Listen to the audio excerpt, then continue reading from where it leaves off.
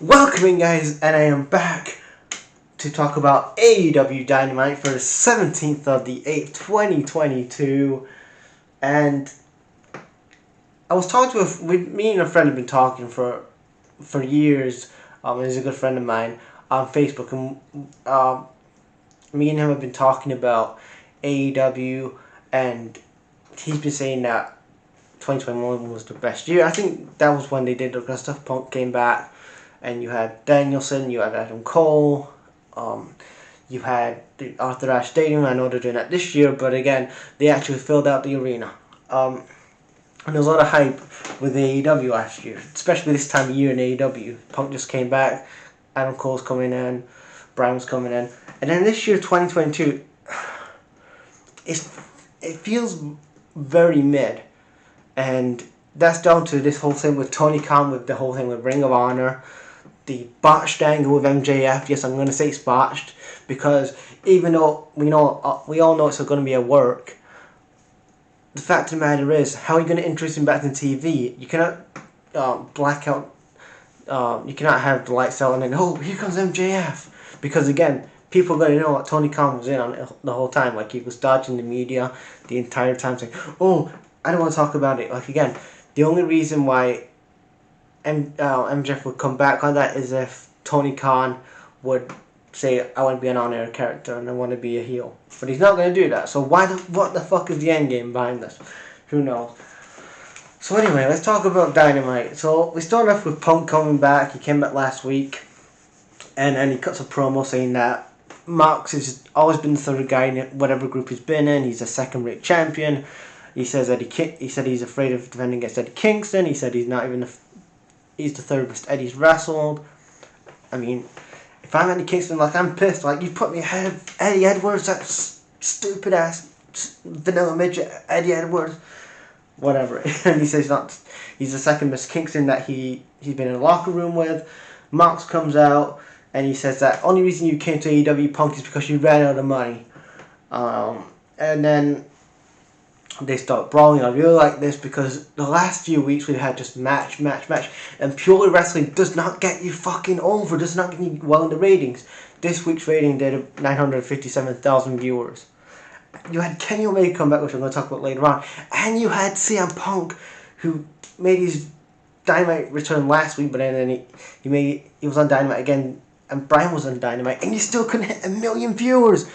You know, because your viewing sucks. The writing is bad. And all you're going to have these AEW marks going, oh my god, well, look, he's doing Ring of Honor. Who gives a fuck about Ring of Honor? You've got 50 wrestlers on your roster.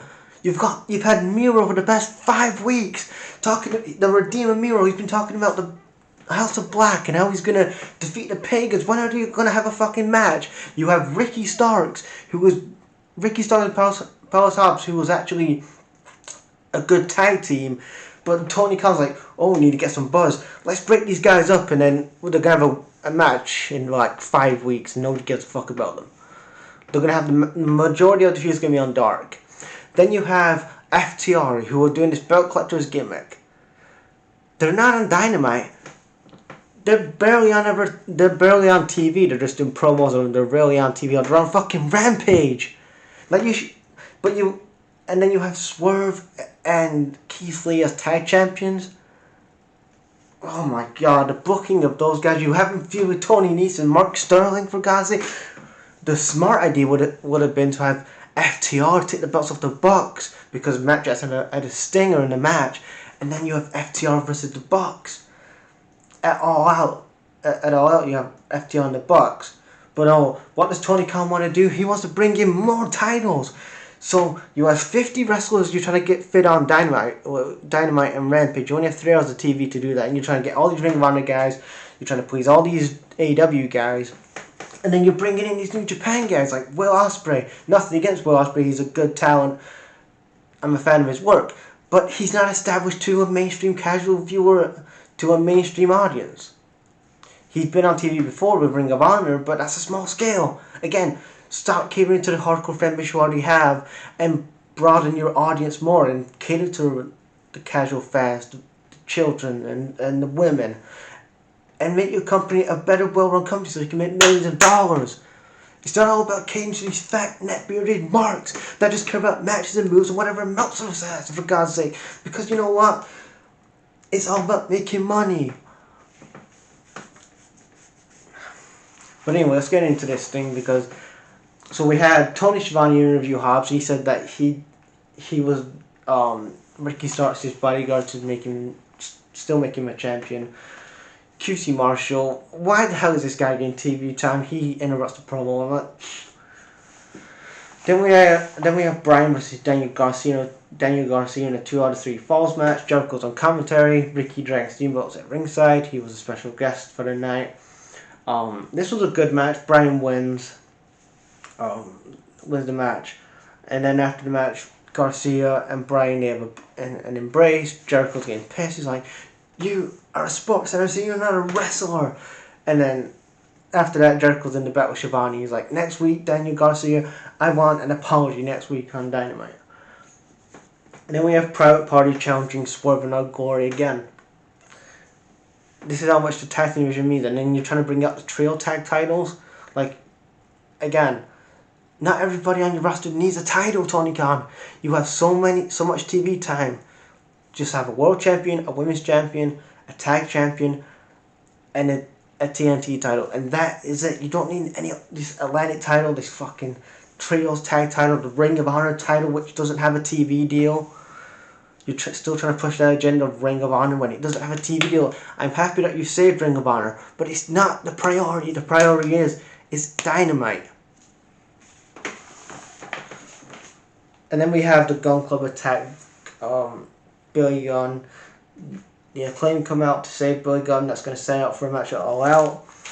Then we have Jungle Boy challenging Christian to a match at All Out. Then Christian's like, "You're the son to me, Jungle Boy. Let's forget about all this. The brawling is the same as it was." And then we had Tony Storm versus Kylie King. Tony Storm wins again. Women's title doesn't. Again, the booking of the women's champion Thunder Rosa, her title reign has been mid. They should have never took that title off Britt Baker. Britt Baker made that women's division what it is. I love Thunder Rosa. I think she's a great talent. She's a great babyface, but it's not down to solely her booking. It's totally Tony Khan, because again, he wants all these guys and girls to have creative freedom, and so he can make all the guys and girls happy. So the guys and girls are going to book their own spots. They're going to say what position they want to be in, what opening segment they want to be in, instead of actually being a boss and saying, "No, we're going to have a creative rivalry like a Freddie Prinze Jr. and we're going to have, you're going to follow my regime for my show, and I'm going to have you how I'm going to book you. You're not going to have this whole creative freedom bullshit." And it's not working because look at the ratings. Then we have the main event, the trios semi-final, was it quarter-final? What, doesn't give a damn what it was anyway. The Bucks and the mystery partners, Kenny Omega versus Rouge, Andrade and Dragon Lee.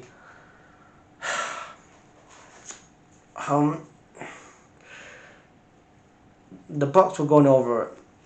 You know, as soon as they announced this tag team tournament, you knew that the Bucks were going over. And for me, bringing Kenny back, why did you do it why did you do it on a random Dynamite and not save it so fans can actually pay to watch Kenny Omega come back? It doesn't make any sense that you're going to bring him back and he still doesn't look 100%. And this is another problem Tony Khan has, is letting all these wrestlers wrestle everywhere else. So I know we said for years that Vince, with his whole independent contractor, is laughable sometimes, but you look at it in a bigger picture and he's protecting his assets. He doesn't want us to have his wrestlers go to New Japan or an independent show like an AJ Styles or Randy Orton and get injured. He's protecting his assets. That's why he signs them exclusively to WWE, so he can protect his assets and make money. And Tony Khan's like, "Oh, well, you can do New Japan, you can do whatever," and they're getting injured. Look at that injury list we had a couple months ago when everybody was getting injured because, again, Tony Khan's telling them all to wrestle everywhere else instead of protecting his assets. But yeah, the Bucks and Kenny go over. That was Dynamite. I did like the Punk and Mox interaction last night with the whole brawling and segment, the promo. Jungle Boy and Christian stuff was good. Um, Brian Daniel Garcia match was good. It was a good show, but again, there's some things that you're just bringing about 50 guys on the roster. Like Miro was on last week, he's on Dynamite this week. You have too many people on your roster, Tony Khan. Trim the fat. And now Triple H is now in charge of creative and CEO of WWE. It's going to be an interesting 2023, 2024 because you look at some of those AEW guys, especially the undercard guys, maybe like a Private Party or you know, a Thunder Rosa or whoever. And if Triple H is saying, look, how about I give you more money in WWE and we can work on your character and establish what you are, because we're gonna value you more in WWE than they are in AEW, and we're gonna pay you more.